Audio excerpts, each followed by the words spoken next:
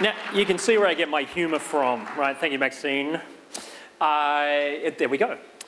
So, getting offline. The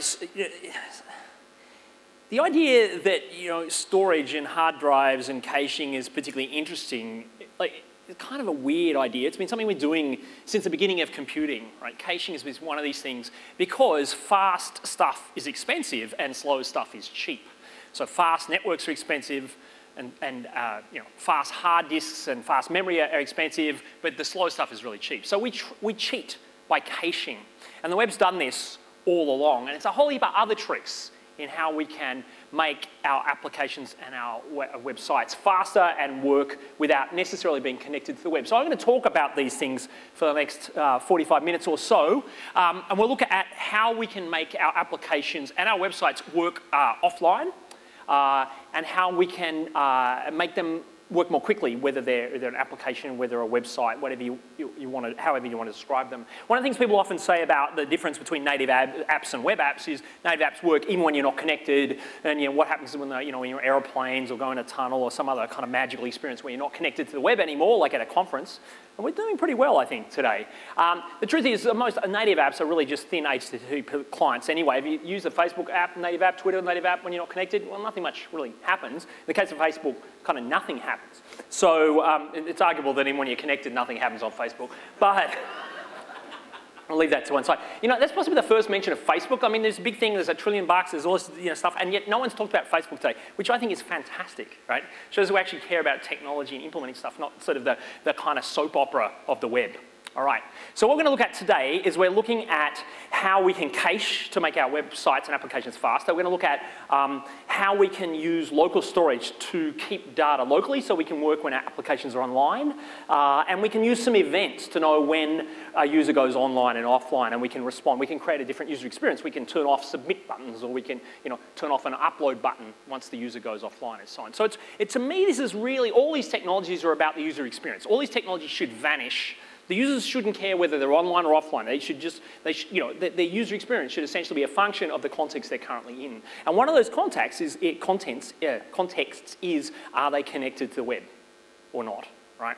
So we, as developers, should work really hard that our users just don't know and don't care, and it really doesn't matter to them, right? So I'm going to talk about some of those technologies today. Now, what I'm talking about today, we can all use, and I'll talk about some little caveats and some gotchas, but these technologies aren't over the horizon. They're not cool things coming down the pipeline. They really work in most browsers and most contexts and most devices, and they're typically a good polyfills for them as well. So this is stuff you can use today. There's quite a lot to get through, so I'm going to get started. So the first thing I'm going to talk about is the application cache. And the idea behind this is that, well clearly, browsers cache things. Right? I mean, that's why they kind of work. They're basically, I'll stick that image somewhere, and later on, if the person comes back, I can reuse it. They've been doing it for a long time, but we've virtually had no control over that. Yeah, in our headers, we can say cache this or don't cache this. But in terms of once something gets on the client, we can't really do that at all. Until now. So that's what the app cache is all about. It's about creating a developer controllable cache of the resources that the user is going to tap into. All right, so we know the browsers already do this, but we've had no control of them. So what we can do with the HTML5 application cache is that we can create that cache, and we can tell the browser what to cache, when to cache, what to fall back to when the user isn't online and we don't have a resource. And there are things we never want to cache as well. So we're going to talk about all of that for the next 10 or 15 minutes or so. The idea here is that we can create applications or websites that work even when the user is not connected, but we can also, even if that's not the context of how you build things, you can still get a lot of performance benefits by prefetching resources, by fetching only resources you really need right now, and then caching them away for later use. And we'll talk a little about some of those use cases as well. So even if you're not kind of building things that you might think of as an application, if you're not building something that you think someone's going to install on the home screen of their device, this stuff is still really relevant to you. So what we need to do to build an application cache is three things. We need to create an application manifest file, which describes, as we'll see in detail, what to cache, what not to cache, when and how. We then need to link to this from our HTML document. So basically, when the browser loads the document, it knows that there's a cache and goes and gets it and uses that. And then we have to worry about a heap of problems, right? So it's the third part that makes our job challenging but interesting in a way. The other two are pretty trivial. So we'll look at all three steps. The first and the third have got a lot more to them than the second one, funnily enough.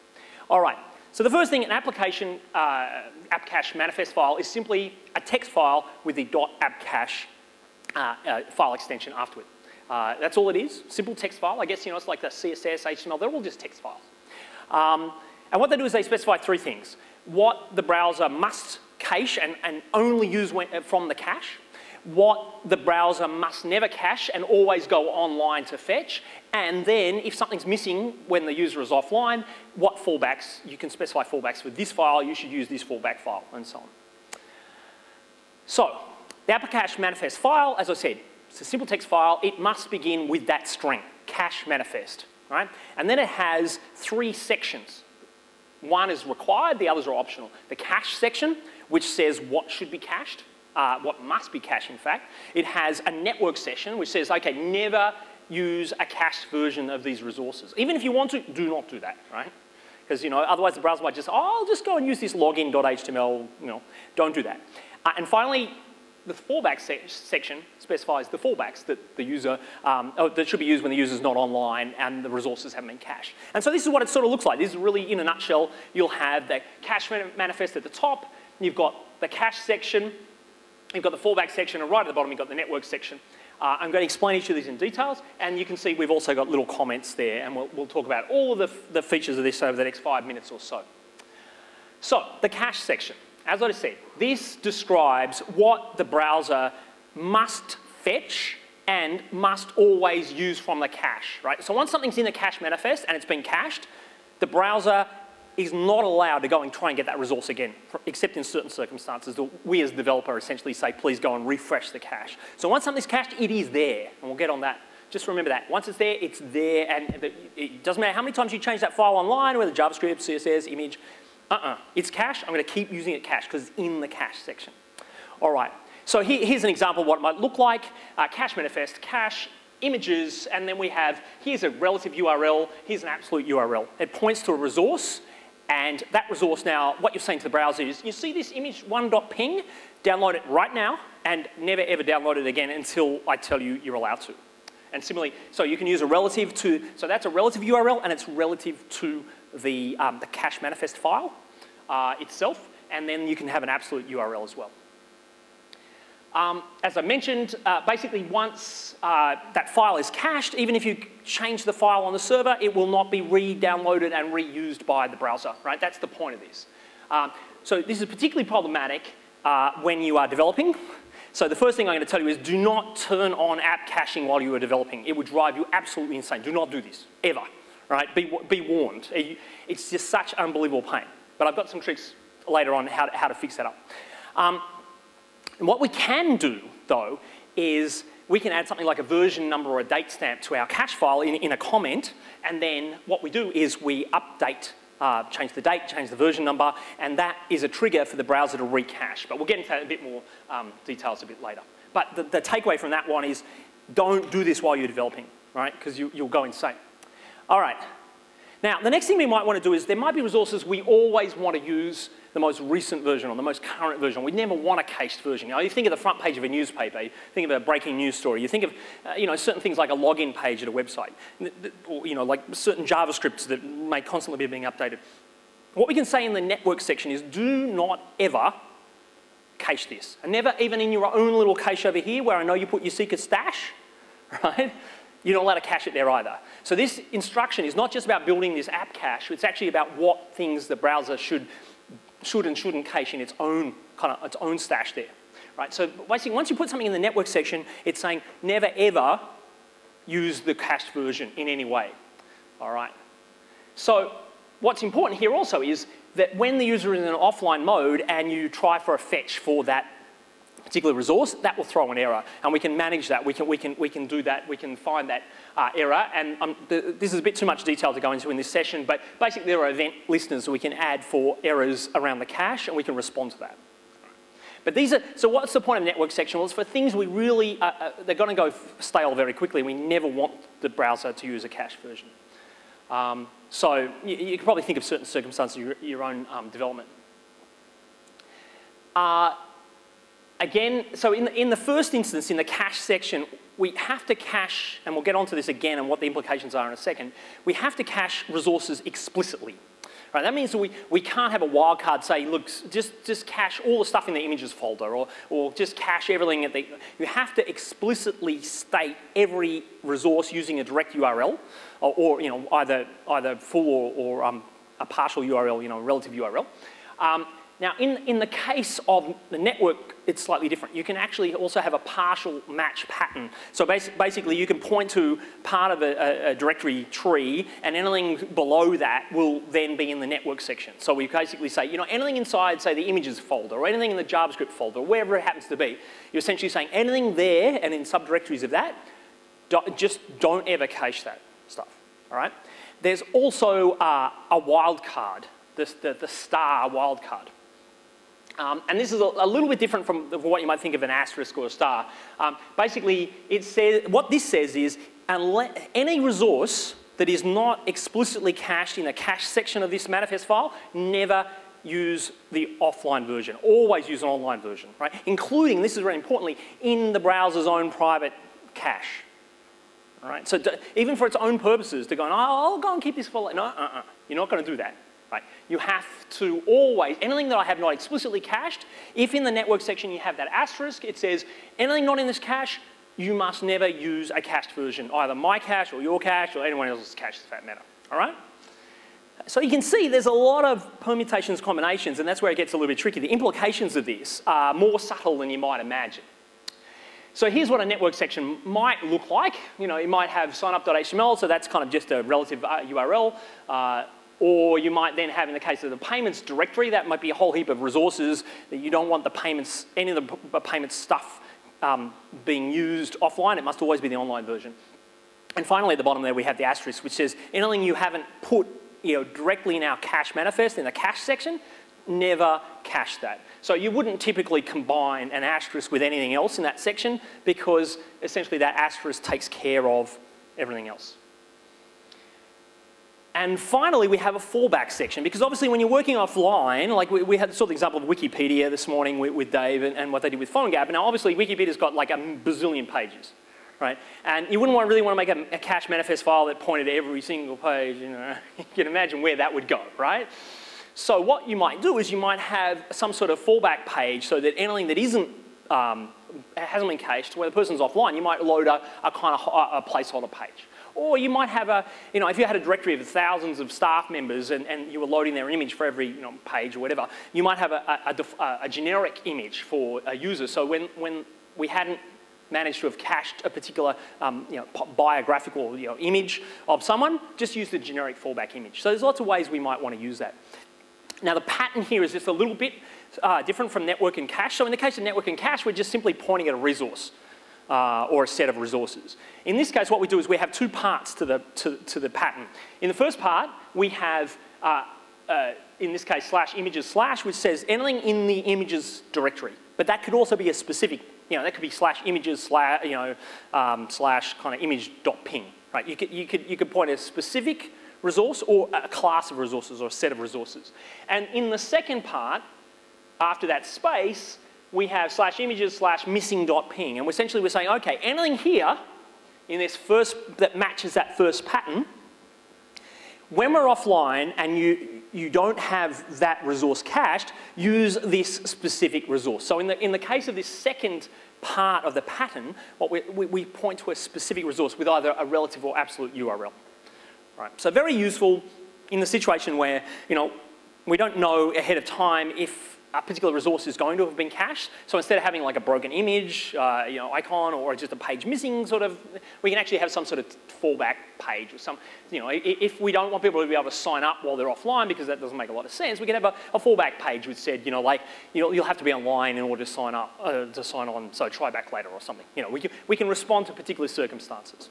So it gives us a great deal of sophistication in handling, you know, the way our application or our website's going to work when the user is offline. That sort of explains here, you know, a way we might go about this. Like here's, you know, the missing image, or in the case of anything else that's missing, we just have sorry.html. Right? So we just, if a resource is missing, now obviously you probably wouldn't want to do this because that might apply to a resource that isn't an HTML page. So you're going to be thoughtful about how it's working. But basically what happens in that fallback, it's like a cascade. It will, it's the opposite of CSS. It will match the first, and if it doesn't match with the first, it'll go down the list. Right, so firstly, this will replace any images in the image directory, and only after that will it then replace anything else with the sorry.html. All right, so we can have multiple sort of responses to different resources based on where they are in the directory. What we can't do, though, is have a wildcard.ping. We can't have like *.ping, replace that with something, right? That sort of wildcard doesn't work. You only have this partial match pattern in the way which we can match resources. And here would be a manifest file. So in this case, we've got a version number at the top. So we start with the cache manifest. That's required, otherwise it's not a manifest file. And then we have that the hash, which says this is a comment, and we give it a version number, and we'll see a little bit more why we've done that. We've got the cache section, we've got a network section, and we've got a fallback section. Very, very simple. And these things can get quite complicated, but once you understand the basic principle, I think you can start, especially if you use some tools that are helpful for this, you can start building quite powerful manifests. So we've built our manifest file. We put it on a server somewhere. It's sitting there, but the question is, how's the browser know to associate this particular manifest file with a particular HTML document? Well, what we do is, in the HTML element, we can use a new attribute in HTML5, which is the manifest attribute. Right? So it's the HTML element itself, so right at the root of the document, HTML, and then we have manifest equals, and we have a URL. So that's, in this case, relative to the HTML document, it could also be an absolute URL. And basically what this says, when the browser loads the page, it looks at the manifest attribute and it says, oh, there's a manifest for this. Right? And then it fetches the manifest and it builds that manifest file. It downloads or excludes or whatever based on the manifest. All right? And it's also recommended to use the HTML5 document. You can if you think about this for more than about 10 seconds and you build sites that are kind of responsive or in some way kind of a media-based, you can probably start seeing that this only allows us to have one single manifest file, all right? And inside the manifest file, we can't say, oh, in the case that this is this media, download these resources, right? So immediately, you can see there are some limitations to this technology that just using it as is, we can't really use it to sort of create a cache that will be, okay, for a mobile device, download these lower resolution images or smaller images. For a high resolution device, a retina device, download these larger ones. We can't simply do that in a manifest. What we have to start doing now is playing around at the JavaScript level and in the DOM and actually building the manifest on the fly. And I won't go into that today, but just to kind of demonstrate that despite this being a relatively new technology, it's a use case that hasn't been really well addressed at all. And without meaning to get my hooks in too much, I think sometimes we're seeing this around HTML5 and to some extent CSS3 because the people who are building these technologies, they build browsers or they build standards. They actually don't build websites and applications. And as a consequence, the things that are kind of immediately obvious to people when they have to build this stuff, like, well, what happens if we've got 5 different profile devices? We don't have to download 5 different kind of image resolutions. That's immediately obvious to people like us who do this all the time. It's not necessarily immediately obvious to someone who's building a specification who doesn't really build sites and applications day in, day out, right? So what I'm talking about here is being refined. It's a pretty fully baked standard. I hope, though, there will be some kind of recognition and changes. And certainly there are some community-driven kind of changes being pushed as we learn more and more about some of the limitations of this technology. However, this is pretty well supported, all right? Now, this is really important. You must serve your manifest file as text/cache manifest. If you serve it as anything else, the browser ignores it. So it's not like the old kind of, the bad old days of XHTML, HTML, you could serve as anything you like and the browser would pretend it knew what it was talking about, right? In this case, if you serve as anything else, it will get ignored. Now, you might think this is a bad thing, but it's actually a good thing. We'll see why in a minute, all right? Actually, we can use it to our benefit. The other thing is in most standard installs of Apache and things like that at the moment, it's still this association, this MIME type hasn't been set up. So it's something you have to be aware of because no browsers will honor a manifest if it's served as anything other than text/cache manifest. So the basic premise is we set up the cache using our cache section, our network section, our fallback section that says, yes, cache this stuff, never cache this stuff, and you know when something's missing, here's the rules to follow. Great. And then we associate that manifest with a particular HTML document or set of HTML documents because we kind of link to it in the HTML element using the manifest attribute. Awesome. And then we face a whole slew of gotchas, right? So this is where all the work actually comes in. The first part is pretty straightforward. So here's what I'm going to do is I'm going to cover off for the next 10 minutes or so some of the things that people have stubbed their toes on and burnt their fingers on and so on, right? Because if you start working with this stuff, you will fall over these things. And hopefully other people like me have done that and you won't have to do it, right? So the first thing that's really important to notice is that manifests don't expire, right? They're there forever. And you can send any header you like saying, please, right? These things trump headers. Forget your HTTP stuff. Once a manifest is there, it effectively is there forever, right? So once something's cached, it doesn't matter how many times you change that resource online. It doesn't matter if it will always, the browser will always use that local version from now on. As I said, this makes life incredibly painful because obviously as you're developing, I'm going to change my CSS, I'll reload, I'll change my JavaScript, I'll reload, I'll push a new sort of whatever. The browser says, no, I'm caching this guy. And clearing caches, So what did I say before? Do not turn this stuff on while you're developing, ever, right? Just don't do that. If you do, I will not be responsible for what happens to you, right? Okay, now this is a really important gotcha as well. It's counterintuitive, but it kind of also, if you think it through, it's the only way this could work. So imagine you've got a style sheet with a heap of background images in it, and you cache your style sheet. Awesome. And then this actually won't also cache all the images that are referenced from your style sheet, or any imported style sheets, or any images you reference in your JavaScript, or whatever. A resource must be explicitly cached. It must be referenced in a cache section of a manifest for it to be cached, right? So what this means is basically you either have to make a painful inventory of all the resources in your web page, or you use a tool, and I built one that I'll show you. Well, I won't show you a demo, but I will just quickly reference to it, and it actually does this all for you because I'm so nice. But there is an exception to this. There's one exception, which is any HTML document which has a manifest attribute in it will be added to the cache associated with that manifest, even if it's not referenced in the manifest, right? Okay, so which makes intuitive sense as well, because otherwise what you would have to do is you would have to add all your HTML documents in the manifest. And the first time that someone came to your website, they would start downloading every page on your website, right? So this lazy loading means that any web page that's got the manifest file in it will be cached without having to be explicitly cached. There are strengths and weaknesses in that as well. Cross-domain, well, our life is made hell for good reason a lot of the time because we have these cross-domain restrictions. But in the case of cache manifests, you can reach any website in the world and you can tell a browser, just go and get those people's resources and stick them in your cache, right? Video, it doesn't matter. Get all the videos from YouTube and put them in my, the local thing, right? You can just do that. There's no restriction. Well, there's actually one restriction, which is in the standard, they say in HTTPS, you're not allowed to do that. Like HTTPS, you've got to, you've got to honour the cross-domain restrictions, and then Chrome doesn't even do that anyway, right? So it kind of makes it useless, but to keep that in mind, you don't have to point only to stuff at one domain within. It doesn't have to be the same domain that the manifest is on, which makes a lot of sense in the world of CDNs and the way we're kind of doing kind of different, pulling stuff off certain repos and people who are continuing to point to jQuery and other things on the. What's the one the other day someone wrote about the HTML5 shim, how it's don't point to it on anyway. So you can just point to the manifest, add that to your manifest from anywhere, right? So basically you can pull resources from anywhere on the web, which is kind of good, but is worth keeping in mind. Now, I said before that once something is cached, it stays in the cache forever, right? And even if you change that resource a million times, the browser, I'm not even looking. I'm sorry, I'm not looking. I don't care if you've changed. I'm not looking because it says I'm using the cache, right?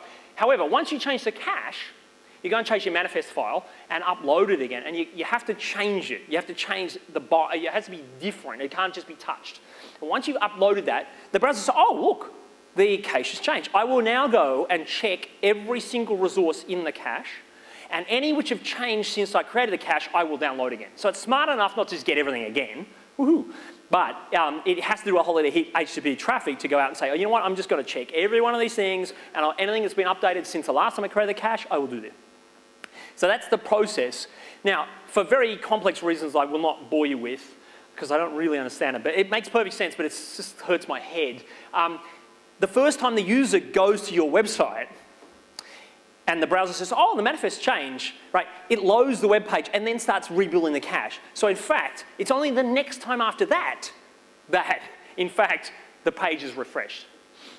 You can do, actually, you can write your own little JavaScript to actually force a refresh, but if the user just visits this page without, and reloads it, it's only the second time they visit it that the page will actually use the new cached resources, right? Which makes perfect sense and is completely illogical at the same time. HTML5 makes perfect sense and is completely illogical at the same time. It's theoretically brilliant until but users kind of, anyway. So as I said, you can actually get over that by, and I haven't got time to go into detail, but you can force a refresh in JavaScript on an object in the window, on the cache object in the window, right? As I mentioned, there's this lazy caching concept where basically, if an HTML document has a manifest attribute which points to a cache, that HTML document will get added to the manifest. Now, here's a really big pain. Even if what if I don't want that, right? It's the front page of the age, right? So the front page of the age, right? Do we want to cache that whole page? I don't think so.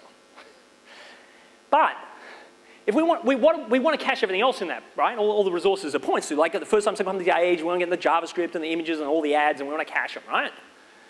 But because there's a link in the manifest, like there's a manifest attribute, the page gets forced into the cache. We'll think, oh, that's all right. We'll just whitelist this. We'll say in the network, we'll list this resource as, you can't override that. So you can't, and I've tested this. It sounds so illogical that I actually have tested this repeatedly because I still can't believe it. And that's true. You'll have to trust me, and I can show you the demo if you really want. I've got it online. So basically, trust but verify. So what this means is I want to cache all these resources on my homepage on my website, and my homepage on my website gets refreshed frequently, right? Which increasingly they do.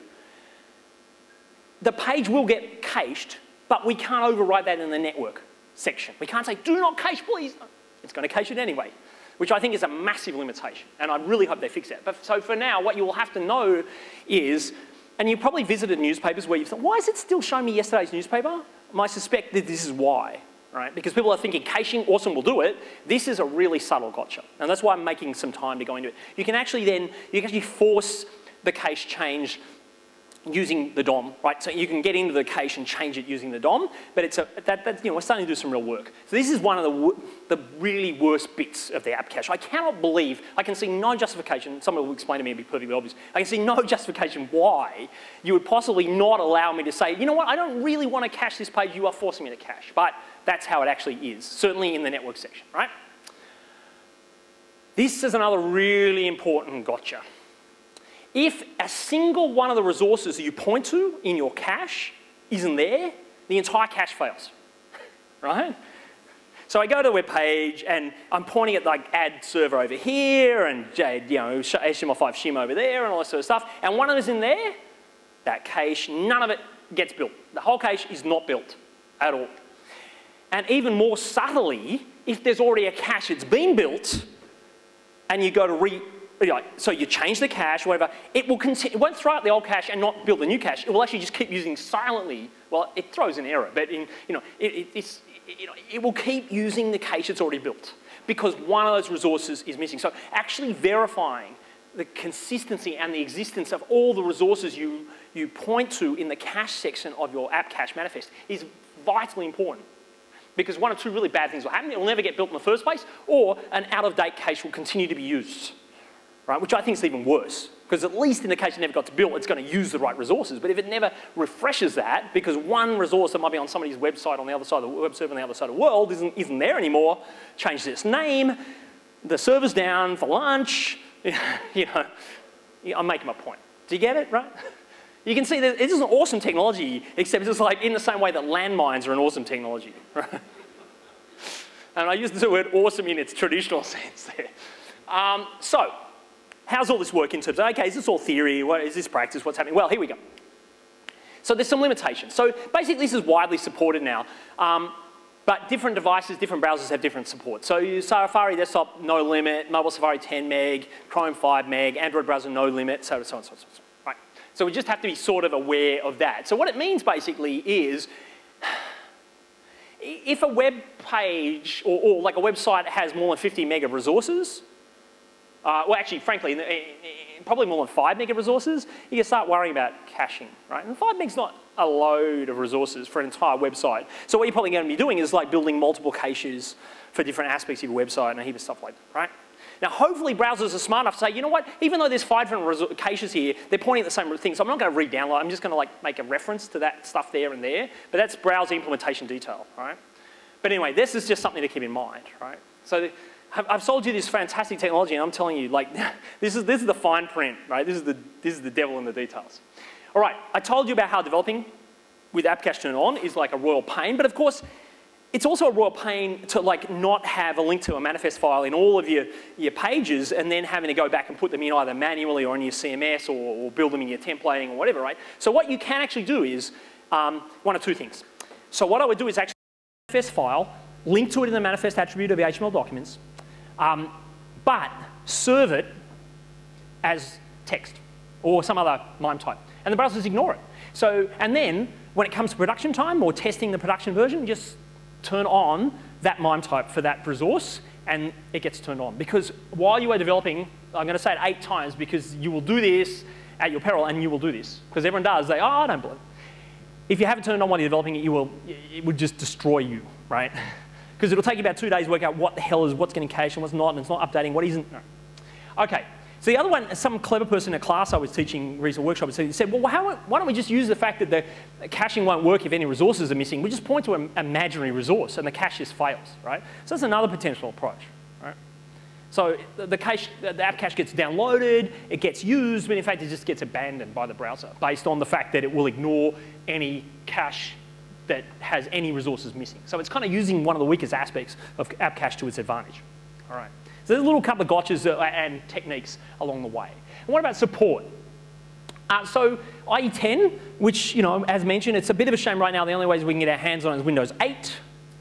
I know, Lachlan, you're going to hear that 1,000 times, so that's all right. We want to get our hands on this stuff. We want to play with it. We want to make it easier, right? I know you know that, Lachlan. All right, but all these other browsers support it for a long time, right? And the really cool thing is, like, a browser doesn't support it, nothing to break, right? It's still going to keep doing its own caching, whatever. I mean, this is really the most backward-compatible technology known to man, really. I mean, just for, other than the wheel. And even the Mayans aren't sure about that. So it's a technology you can safely use because the browsers don't support it, devices don't support it, they just don't get caching, right? So provided your logic doesn't absolutely rely on caching, well, it wasn't there anyway, right?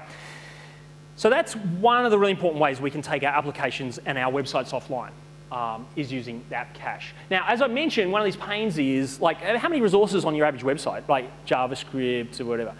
When I do a workshop, I've got a bit more time for this, so I actually take, you know, someone in the audience, please tell me what your website is, and then we go and, like, use this bookmarklet I've created. So what the bookmarklet does, and some of you I know have used this, it's called Manifester, and these resources will be online, and just search for Manifester.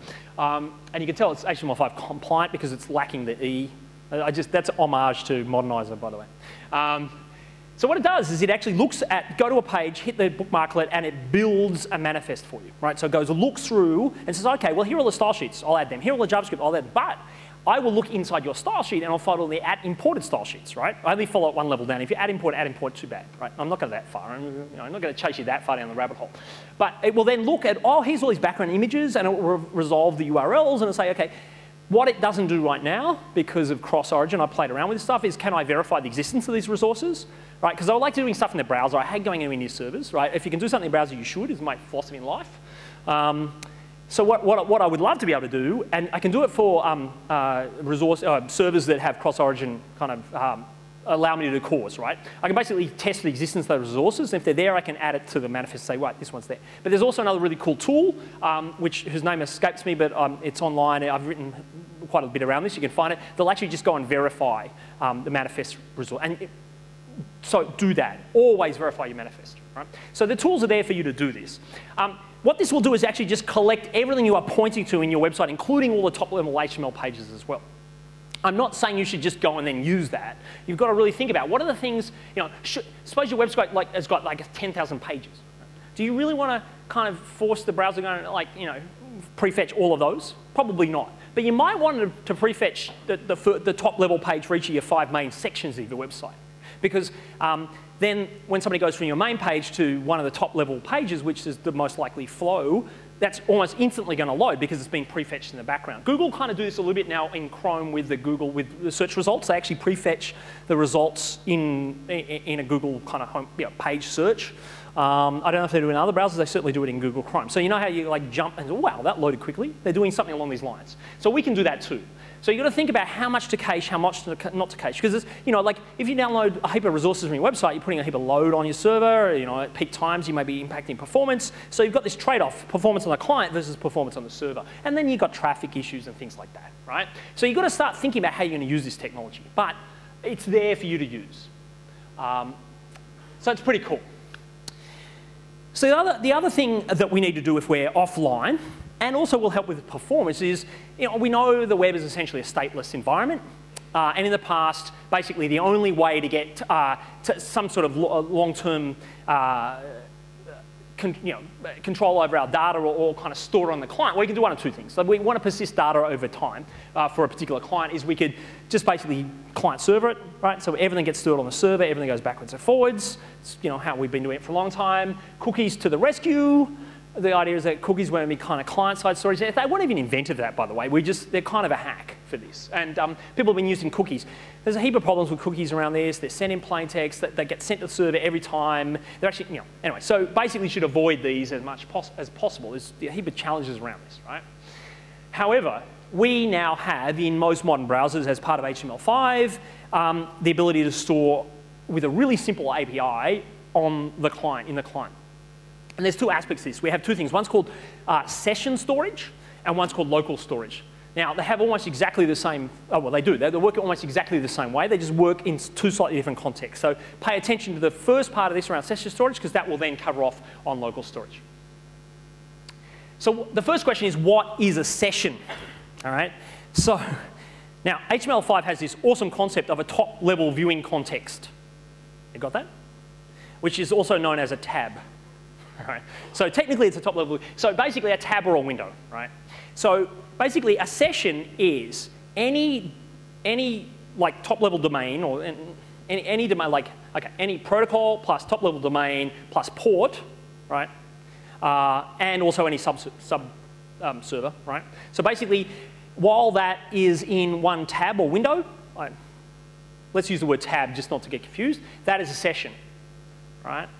So let's suppose I'm at webdirections.org, and I travel from webdirections.org to follow a link to webciv.com. So they're two companies, they're actually running on the same server, physical server, but they're totally different in terms of domain name, right? So we're in the same tab, we've left the session. But what if we follow or come back in any way we like, back button, whatever, bookmark, or follow a link back, and we come back to that original tab. We are now back in the same session, right? So it's the same domain, et cetera, in the same tab. However, what's really interesting is if I am in webdirection.org and I open a new tab with a link to go, or a new window that goes to webdirection.org, these are now two different sessions, all right?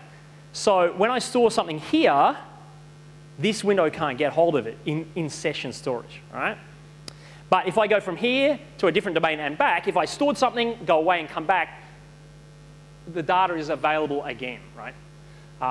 It makes a lot of sense. It's probably spent too much time talking about it, really. But basically, that's what a session is. So the idea behind session storage is we save something. The browser will store something for you only while that session is alive, only while that tab is there. And as soon as the user closes it, then it's thrown away and it never be used again, right? So the idea is that we can use sort of really use it for sensitive data, say during the sign-up process, during a banking process or something. If we want to store that in between kind of steps in a multi-step process, we can keep it there, and then we don't have to worry about purging that data, getting rid of it, worrying about someone getting hold of it. The browser takes care of all the details. And in life, I believe the browser should do the hard stuff, right? Particularly security, which is really hard. right? Okay, there's one exception to this, and this is a tricky exception. It's worth keeping in mind. If the browser crashes with a session open, which never happens, it's just when you've got 100 tabs open. When you restart your browser and it reloads your 8 million tabs, because we all have 8 million tabs open, the session is allowed by the spec to come back to life, and it does in all browsers since IE8, right? So IE8, which supported this stuff, when that tab got reopened after crashing, the session was dead. In all other browsers, it's alive, right? Which you might say, that's really awesome. That's what I want, except if someone's at an internet cafe and I'm doing my banking and my browser crashes, and it's crashed, I'll go away now, it doesn't matter. And someone comes back and reopens it, that banking session is still alive, right? So that's a context we have to be, I think, very mindful of. And it's actually really tricky to know how you, as a developer, could decide the session should be dead. Maybe you have to set some sort of timer or some other way to ensure that. And there's no way to basically say, I'm sorry, your browser has died. Please, when my browser dies, don't restart all my sessions, right? So it's something really worth keeping in mind. That session is back alive, which sounds really awesome, except that if there's anything remotely sensitive in there, you're building a mail app or you're building a banking app, should you actually even use session storage for that reason? Or what should you put in session storage? I'm not going to answer that for you, but I think you should ask yourself that question. All right, so this is the world of gotchas out there. I mean, the gotchas are there often for a good reason, but they're worth knowing. Well, they're important to know about, right? So what good is session storage? Well, the idea is sort of, as I mentioned very briefly, we can keep data that we only want to keep for a short period of time for one session. It might be a signing in, might be signing on, something, somewhere where there's moderately a kind of sensitive data there. And we know that when that session's over, the browser will scrub it clean and get rid of it. It's not our responsibility as a developer. But as I said, there's still those issues there you want to be mindful of, right? So realistically, if I was building any sort of financial app or something, I don't think I'd use it, right? Unless I came up with a foolproof way of knowing that someone was resurrecting from a crash and then wiping the session. So just something, if any browser people out there, I hope you're thinking about this. All right.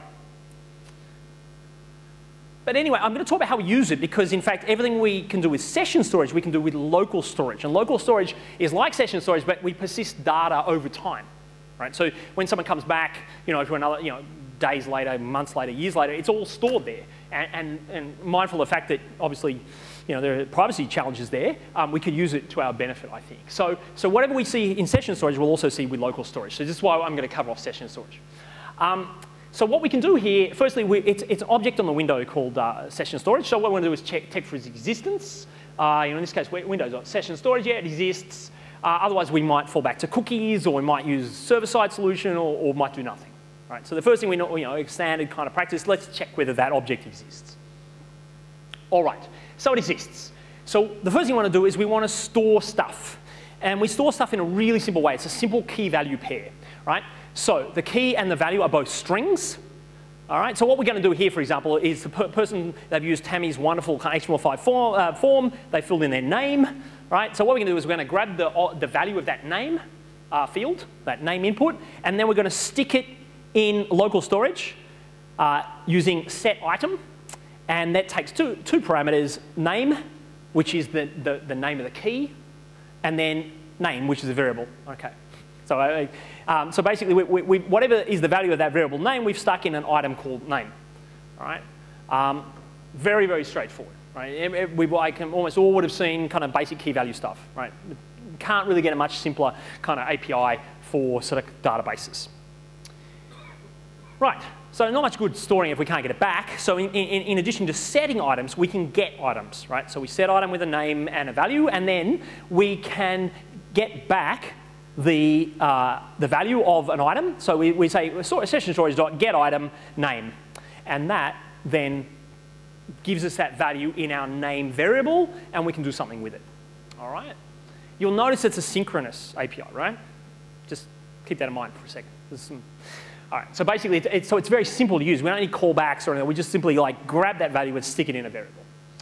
And now we have our value back, right? That's all there really is to it, right? So what are some little gotchas? So the first thing is, we want to do something like checking whether a value exists. So if we haven't created an item with a certain key value and we try to get it back, we won't get back an empty string, we'll get back null, so we want to check for that and only do something. So this is something to keep in mind. You get back null rather than error. If I think it throws an error as well, someone correct me on that. But basically you can just check on the, does it throw an error? I should know this. Play around with it. It's just one of those things I've forgotten. But anyway, you can just check whether there's a null value or not, right? It throws an error if it's full, definitely. Does it throw an error if that key doesn't exist in the first place? Is that an error as well? Like, no. Is it null or undefined? Okay, thanks for catching that one. All right, so I will change that, but okay, undefined. But check whether it exists, or at least be aware that, you know, like in most cases it probably won't matter too much, but it will in some cases, right? So we've looked at how, with session storage, while that tab is alive, that data will be available to the windows.session storage, but only for that particular domain. And as soon as that tab closes, it's gone forever. But of course, we want to persist things over time, right? All sorts of variables and values. And we can do that with local storage rather than session storage. But the API is identical, right? You can get and set items in the same way, completely. So window.localStorage.get item and set item, key value pair, all right? And these things are also available for session storage, but probably more used in local storage, because we can get rid of individual items with remove item key. We'll just get, throw away the key and the value, right? So it doesn't set, that item won't be there anymore, right? It's not like setting it to an empty string. It just won't be there at all.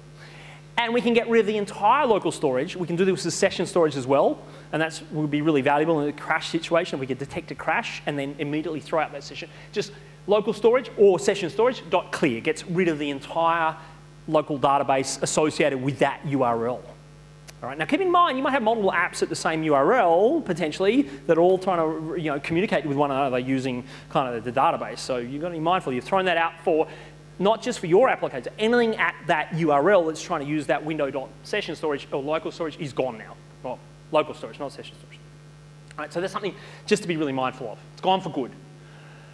All right, now, more gotchas. I said this stores string value. So everything gets converted to a string. Right? So it means if you're doing a lot of complex stuff with objects and things, you've got to stringify them or all that sort of thing, right? If you're working with floating point numbers and dates, it all just gets, either you convert them or gets coerced to a string.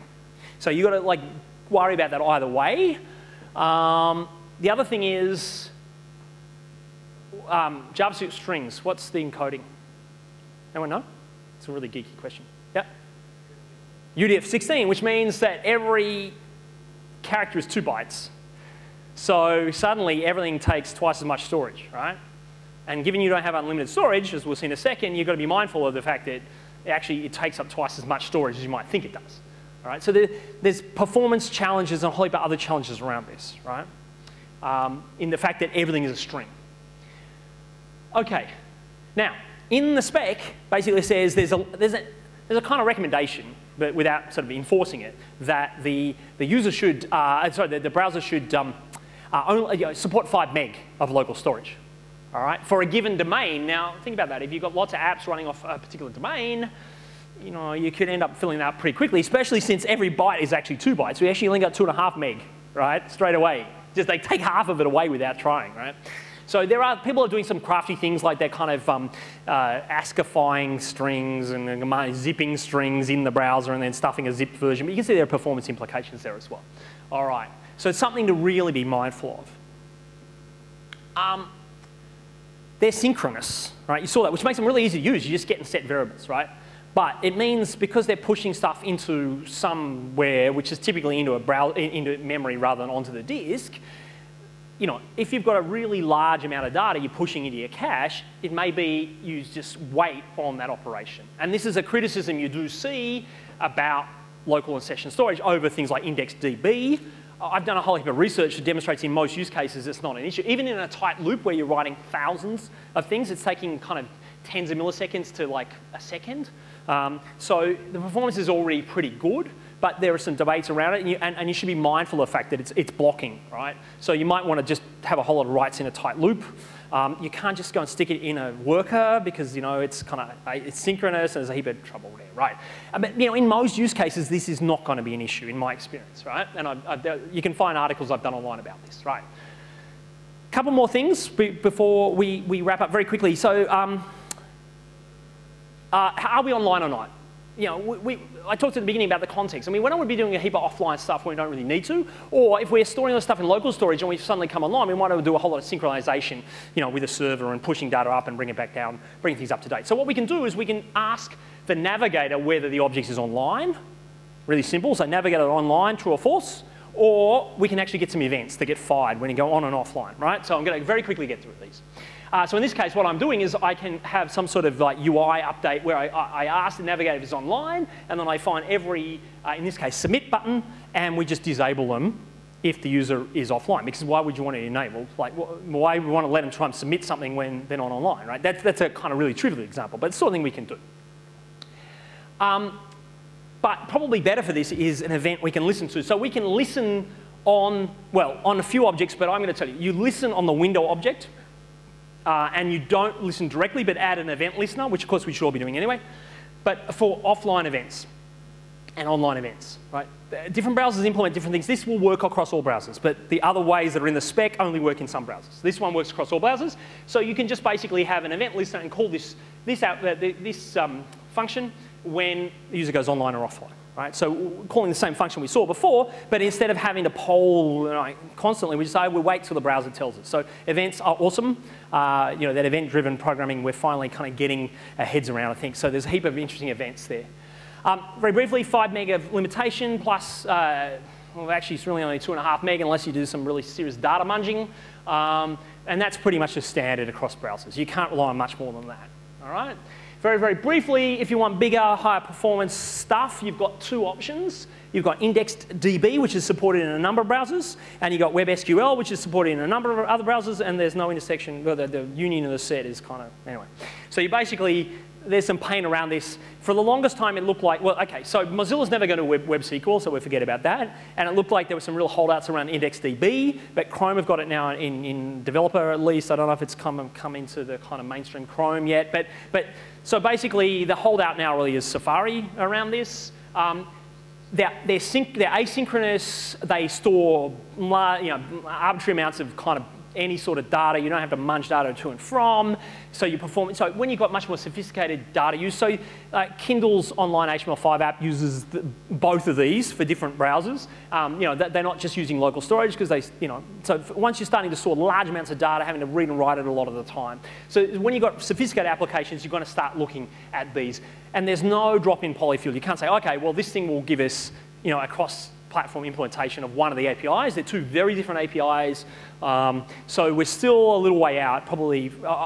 Until recently, I thought we were never going to get there. I kind of feel in the next 12 months or so, we'll see kind of widespread adoption. So IE10 has indexed DB. Lachlan, am I right? I'm pretty sure. Yeah.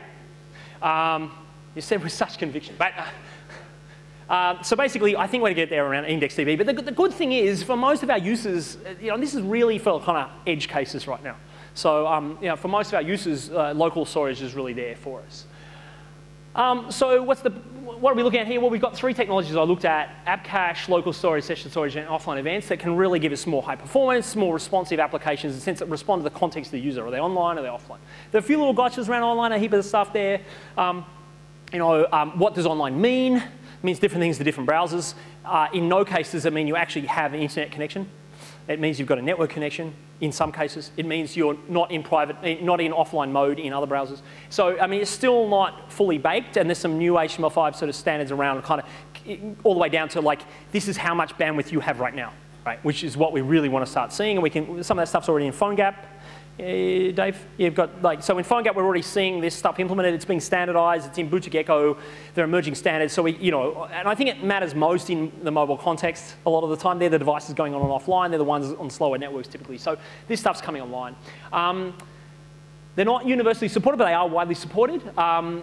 You really in order to use them, you can't just kind of hope and pray. You really have to get into them. But they will give you, I think, a degree of sophistication in what you're building, high performance, better UI, a lot of better user experience all around. So I really recommend you go out and explore them. This is stuff you can really be using today. I use it, and in fact, this whole thing you've seen here, very briefly, so I like to walk my own talk. So this thing I've built is called Speakeasy.